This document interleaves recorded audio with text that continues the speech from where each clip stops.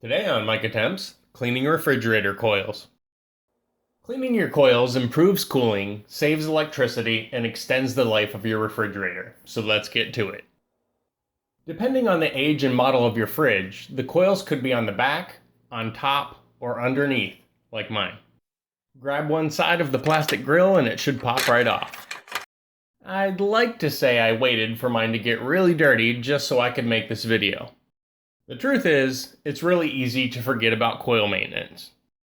A good cleaning once per year should suffice for most households. This coil brush works fine if you have an older fridge, where the coils are spaced out. However, it's pretty useless on newer designs. Start by evicting the dust bunnies in front of the coil. I'm going to go over a few options that'll fit most people's situations. The quickest option would be to pull the fridge out, but not completely. Now you'll need a way to blast the remaining dust out the back.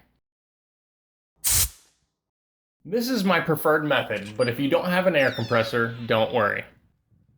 You could use a leaf blower, or attach the hose to the exhaust port on your shop vac to convert it into a blower. Then you'd thoroughly blow the coils clean. If your fridge is boxed in like mine, the dust should be pretty well contained. Then just pull it out more so you can clean up. I'm going to go a bit further in an attempt to reduce the dust as much as possible.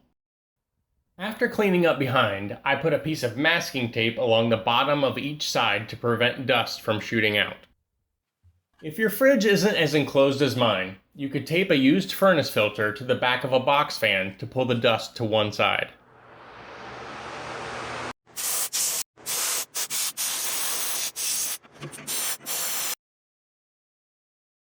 Not everything got sucked into the filter, but the fan prevented any dust from blowing out the other side. Clean up in the back again, and you could stop there. But you've already got access behind the fridge, so why not do a deeper clean?